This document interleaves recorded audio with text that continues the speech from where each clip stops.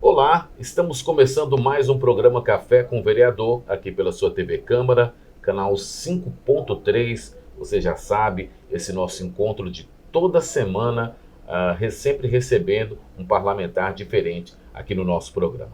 Hoje nós vamos conversar com o vereador Ailton Soares dos Reis, mas se a gente falar Ailton do Village, aí todo mundo vai conhecer, Aí né? todo mundo conhece. Ailton Soares dos Reis, o povo não conhece muito não, mas é Ailton do Village. Obrigado, vereador, pela sua presença aqui no nosso programa. Eu que agradeço, um prazer, né, estar aqui com vocês. Tá certo. Vereador, esse não é o seu primeiro mandato, né? Isso, é o nosso retorno, né? Um retorno que, graças a Deus, Deus é bom o tempo todo, muito feliz por retornar e numa temporada muito boa. Tá certo. Conta um pouquinho para nós da sua história, né? Da sua história de vida. Isso. Eu sou natural daqui, né? Assim, pelo meu pai, a minha mãe é de Varzelândia, né? Próximo a um município muito pequeno chamado Campo Alegre, né? A gente saiu de lá, eu saí de lá com meus 5 anos. Né? Tenho 30 anos que a gente está aqui na cidade de Montes Claros.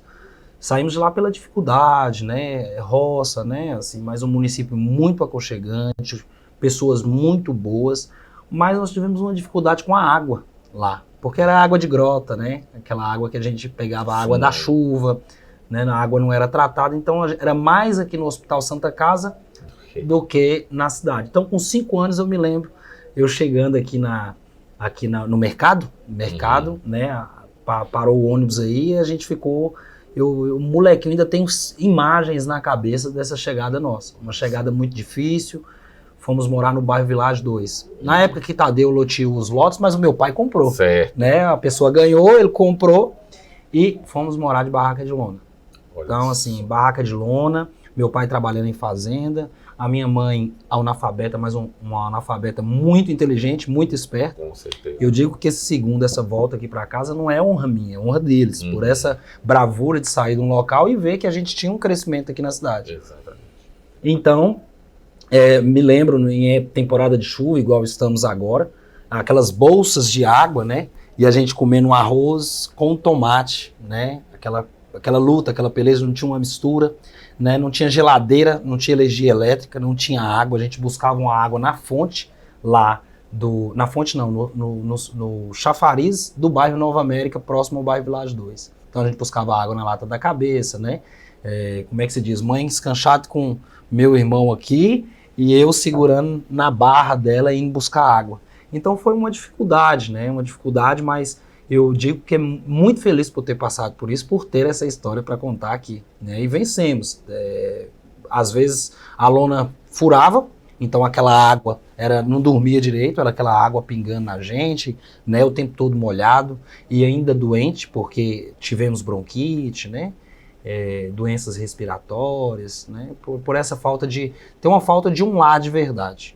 Né? E aí, logo Deus nos abençoou que meu pai, com muito esforço, né, meu guerreiro, meu herói, seu Alfredo, minha mãe, Dona Maria Margarida, meus irmãos Ângela e Lucílio, né, aí com muita luta meu pai conseguiu construir um barraquinho.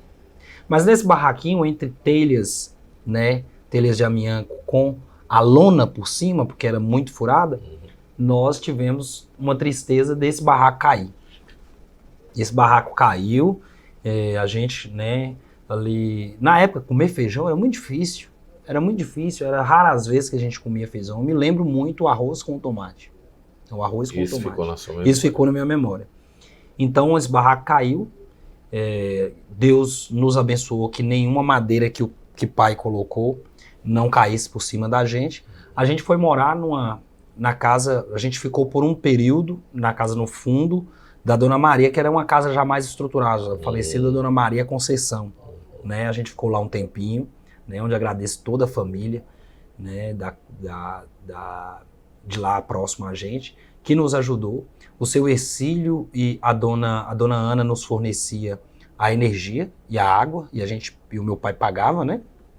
E aí logo depois fomos estruturando, mas ainda com dificuldade, nós fomos sair da casa da Dona Maria, nós fomos morar na casa de um tio nosso, no bairro Delfino, né? Que nós ficamos uma temporada boa lá e depois pai foi estruturando aos poucos. Aí eu tive que caçar emprego. Certo. Aí o meu primeiro emprego foi vender picolé. Então vendi picolé, só que tinha uma dificuldade. Vendia picolé e os engraxados na época batiam na gente. Oh, gente. Aí a gente vendia, eles chupavam o picolé de graça e ainda batia na gente. Entendi. Ainda. Então mãe vendo que isso daí era muito difícil, mãe não autorizou mais a gente vir, né? Mas era essa rendinha que a gente comprava, que a gente comprava tomate, que a gente comprava uma batatinha, comprava um pedacinho de carne que a gente levava, né?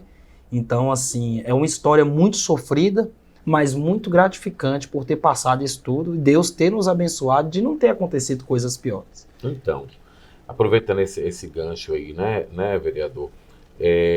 Vimos aí, né, uma história de vida bonita e difícil, né? Difícil. A gente romantiza hoje, mas na época não era nada romântico. Nada, né? nada. A gente entende isso. Mas toda essa dificuldade, né, te abriu os olhos para engajar, para perceber que você podia trabalhar em prol das pessoas que tivessem mais necessidade? Sim, foi justamente por essa dificuldade. Justamente pela falta da ação do poder público. Porque a gente via um desenvolvimento melhor em um bairro próximo chamado Planalto, que ainda tem suas dificuldades. Sabemos, mas é porque a condição, não digo todos, tá, gente, que a gente simplifique isso. Não digo todos, mas a condição do bairro é melhor, mas tinha representantes ali. Entendi. Então, com esse sofrimento dentro da comunidade, que na época os prefeitos, né, usavam como massa de manobra e só aparecer em época de eleição, nunca teve um representante. O primeiro representante que nós tivemos, e de tanto ele gostar, ele até faleceu no local, chamado Lulu. Lulu foi o único representante que eu comecei a entender de política, foi através dele. Eu achava legal, ele visitava porta por porta e tentava ajudar, tentava fazer o máximo possível. Uma das grandes avenidas que chegou pra gente foi através do Lulu. Mas nós vivemos por muitos anos e até hoje nós temos ruas sem estar pavimentadas. Pouca educação, sabe? Só não passamos fome mesmo porque, né, tinha ali os empregos ali de carvoeira, onde eu trabalhei. Então, assim, trabalho tinha, né?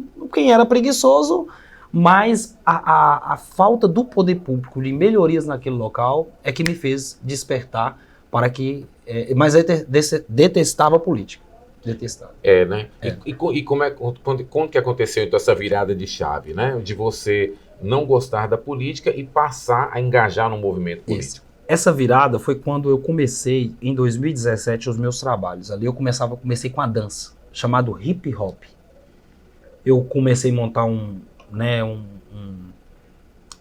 grupo de dança e eu era apaixonado por história. Sou até hoje. Amo. Só não ingressei na área, mas muito apaixonado por história. E um professor meu chamado Geraldo, ele me fez ali... Eu era muito comportado na escola, né? Muito comportado, era muito curioso, sempre, nunca dei esse trabalho para minha mãe, né, em questão das aulas. E ele começou a me dar ideias, sabe, assim, abrir a mente nossa. Ele não era uma aula de história. Ele falava, vocês têm que começar a entender que vocês são massa de manobra política. Política, professor? Você vai falar de política, né? Mas depois que eu fui estudando a história, eu falei, não, legal. Aí eu comecei a entender, falei, peraí. E aí, eu fui representar a escola no Renascença, no CAIC, onde estava tendo, né, esses trabalhos políticos com nós adolescentes ali na faixa de 15 anos, 14, 15 anos mais ou menos. E aí eu me interessei, eu comecei, e aí nessa dança, nesse grupo que eu montei, que a minha intenção ali era nós juntos de amigos, nós começamos a ensinar os meninos, nós fomos em busca de ajuda do Tadeu, em busca dos uniformes. A gente não queria naquela época dinheiro, a gente só queria um meio de apoio com um ônibus, com uma roupa para, né, ali um uniforme para a gente apresentar. E o nosso dinheiro que a gente recebia era os aplausos, a gente ficava feliz com aquilo ali, porque o hip hop na época era a sensação.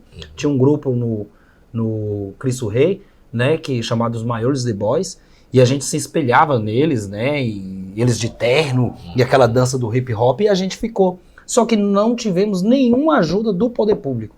E aí foi a minha primeira assim, tenho vontade e agora eu vou representar. Eu vim na prefeitura, Fomos enrolados, porque disse que ia nos ajudar. Não, pode ficar tranquilo lá, que vai nos ajudar.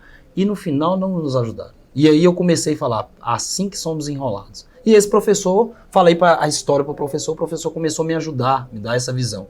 E aí, de lá para cá, eu comecei a colocar na cabeça das pessoas, eu parava muito. Eu conhecia todas as pessoas da região como hoje. Meu pai já era mais acanhado, minha mãe. Eu falei, eu não sei para onde é que é não, mas eu fui para esse rumo. E as pessoas viram em mim, graças a Deus, é uma política, né? Que eu sempre falo que é uma política diferente. Minha política é uma política que eu não gasto, é uma política de conversa com o povo. Importante demais, né? Você passou pela casa já, né? Sim, no mandato. sim, como é que foi essa passagem sua? Né? Que projetos você acha que foram interessantes, o seu empenho nessa ocasião? Feliz pela primeira passagem, por ter aprendido muito com o nosso prefeito, onde está com a saúde, né, um pouco debilitada, mas estamos nas orações por ele.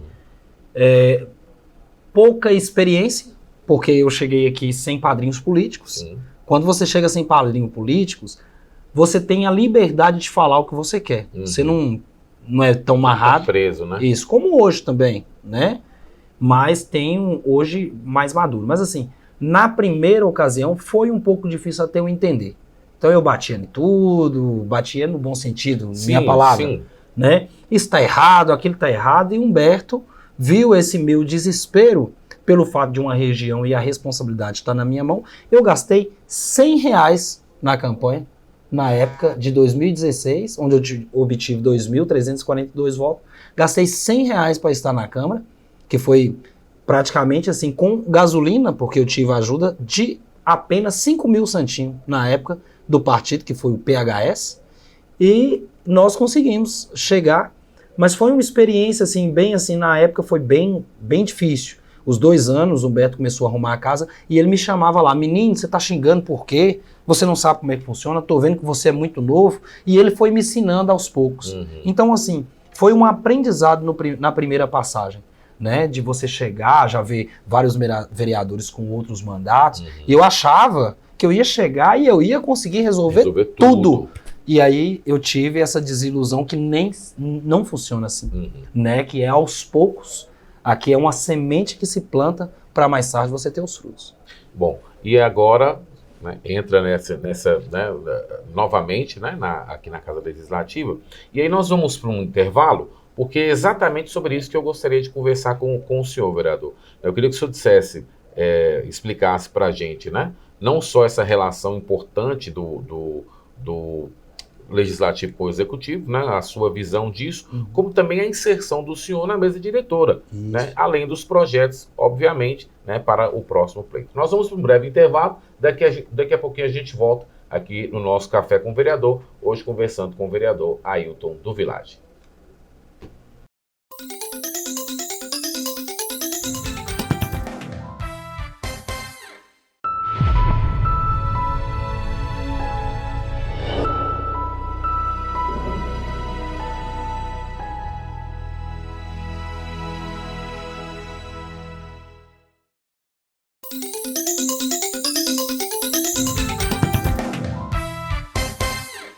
Muito bem, estamos de volta aqui no nosso Café com o Vereador. Hoje entrevistamos o vereador Ailton do Village no primeiro bloco. Falamos um pouco sobre a história de vida. Aliás, uma história bonita, difícil, né? Mas muito inspiradora do vereador. Agora vamos falar um pouco sobre a sua inserção, a sua eleição agora na Casa Legislativa. Nesse retorno, qual é a expectativa de trabalho para esse próximo mandato, vereador? Olha, eu estou muito confiante, e quando você retorna da maneira que nós retornamos, com a força do povo, como eu falo, sem um autofinanciamento, com o amor, o carinho das pessoas, você volta com, não para ficar, não, agora eu vou ficar tranquilo que o povo gosta de mim. Não, o povo, ele quer ver mesmo o retorno, ele quer sentir a falta, né, porque durante o nosso mandato o prefeito Humberto Souto nos atendeu, nós tivemos as dificuldades em meio à pandemia, mas o povo sentiu essa falta nossa de chegar aos recursos, e nós voltamos com muita garra, muita força de vontade, e o principal, que é com mais experiência. Hoje você volta mais tranquilo, hoje você volta entendendo como funciona o meio político, como trabalha o executivo, na qual a gente quer, né, a gente tem expectativa que o prefeito Guilherme vai fazer um grande trabalho.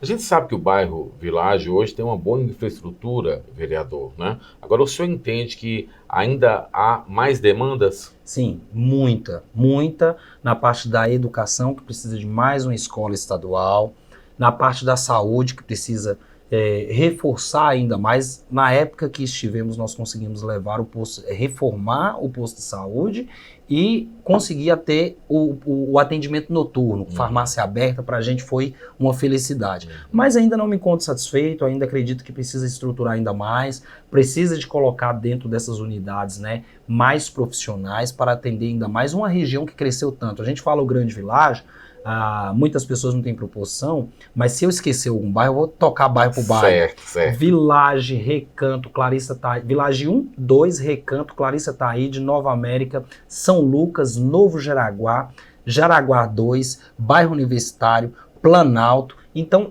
muitos bairros ali com mais de 20 mil pessoas.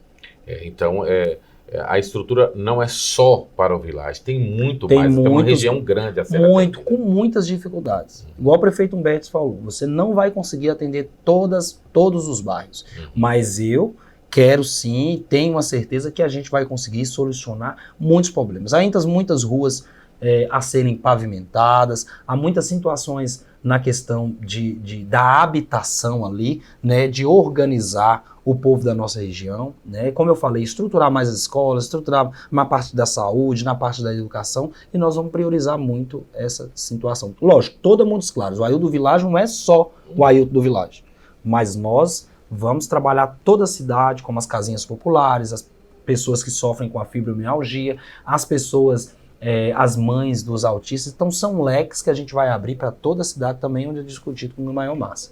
Vereador, hoje o senhor está na mesa diretora, né? Prazer. Como é que o senhor vê, né, essa sua inserção na mesa diretora e a importância de estar na coordenação dos trabalhos da casa? Voltar é uma felicidade que não cabe no peito, transborda, né? Que Deus é bom o tempo todo. E agora voltar como segundo secretário, para a gente ainda melhor, né? Isso nos torna não melhor que as pessoas. Eu sou muito simples, sabe? Muito simples. Eu não deixo o ego, a vaidade, nem o poder tomar conta de mim. A partir desse momento que o ego e vaidade tomam conta de um ser humano, ele perde o sentido de vida. Então eu carrego sempre a simplicidade não forçada, a simplicidade natural. Mas para mim, voltar com a votação grande, estar na mesa diretora, que para mim está sendo ótima, excelente, em poder estar ali à frente dos trabalhos da casa, em poder buscar ainda mais, né, a seriedade da Câmara Municipal, muito importante para a gente. Vereador, o senhor falou que no primeiro mandato bateu de frente, né, com o Poder Executivo, né? Às vezes isso é bom, mas talvez uma articulação maior fosse necessária, né? Como é que o senhor acha hoje, né, diante da sua experiência e maturidade, como é que o senhor vê essa relação entre a Câmara e o Executivo? Como é que ela deve ser? A política, existe uma frase que eu carrego agora sempre comigo. A arte de articular. A política é a arte de articular. E naquela época eu não tinha a arte de articular. Eu tinha a arte de ser brigão. Reivindicar. Né? Mas da melhor maneira possível. Se estava faltando um remédio no posto, é a minha função. Mas prefeito, por que você... Então, assim, isso meio que assustava, apavorava. Um prefeito do primeiro mandato, com a casa toda desorganizada. Então eu não entendia essa questão da casa desorganizada. Eu achava que tudo tinha que ser da maneira que o povo falava comigo na rua. Eu já chegava bravo, da maneira que o povo chegava bravo para mim, eu já chegava na tribuna. Certo. E não funciona bem assim. Hoje eu volto, um Ailton, na maneira igual eu falei, na arte de articular. Nós vamos cobrar no momento que é preciso cobrar, que é a minha função de fiscalizar, mas nós vamos sim ser parceiro, ter a paciência e a calma para que o prefeito Guilherme possa arrumar a casa mais uma vez, que já está arrumada, mas se organizar com os secretários, dar o tempo necessário para ele, e assim a gente vai, porque quem tem a ganhar com isso não é a Ailton do Vilagem. Quem tem a ganhar com isso é uma região que tanto sofreu por falta de representante e hoje vai se vangloriar com o representante e com o prefeito, que eu sei que é honesto, correto e que vai fazer um grande trabalho. Muito bem, então, aí falamos de transição de governo também, né? Estamos agora com o prefeito Guilherme Guimarães. Como é que o senhor analisa, né, a gestão anterior e agora esse trato com a gestão atual? Eu acho que a cidade, tenho certeza que a cidade, como eu falei, está em boas mãos.